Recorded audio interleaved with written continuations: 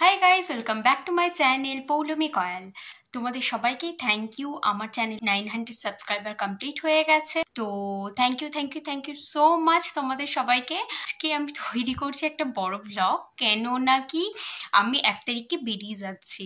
কোথায় যাচ্ছি না যাচ্ছি আমি ইন ডিটেলস বলবো, আর শর্টসেও তোমাদেরকে দেখাবো। তো তার জন্য আজকে কি প্যাকিং করছি না করছি সেগুলোই তোমাদের দেখাবো। এবার হ্যাঁ, তার আগে তোমাদেরকে বলি যে আমি কোথায় যাচ্ছি।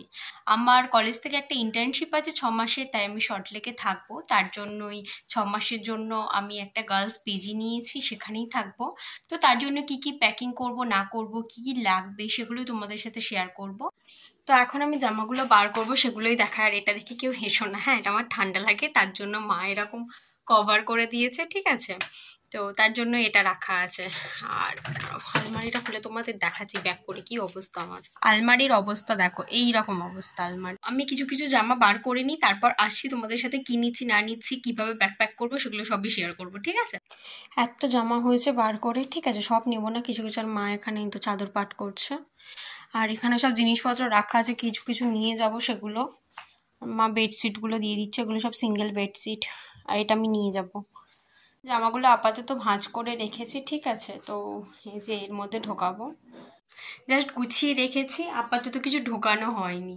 ওটা ঢোকাবো, একটু টাইম লাগবে। তার মধ্যে ফোন করছে বাবা, একবার ফোন করছে, এ ফোন করছে, ও ফোন করছে। তো এটা ব্যাগটা গুছিয়ে নিই, তারপর তোমাদের সাথে আসছি, আবার কথা বলছি, দেখাচ্ছি। ফাইনালি আমার জামা কাপড় গোছানো কমপ্লিট হয়েছে, কিন্তু দেখো এমন উঁচু হয়ে গেছে।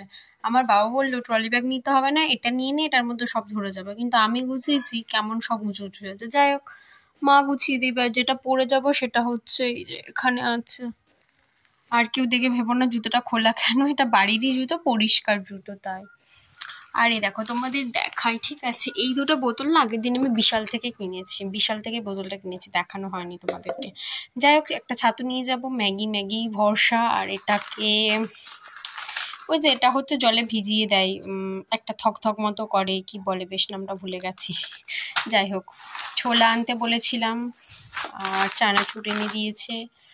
এখানে কিছু জিনিস নিয়ে নিয়েছি। আর হ্যাঁ, এগুলো না আমি 30 টাকা দিয়ে পাড়াতে এসেছিলো, পাড়া থেকে আমি কিনেছি, এগুলো 30 টাকা নিয়েছে। বিস্কুট আরে নিয়ে নিয়েছি, এটাতে চানাচুর ঢালবো।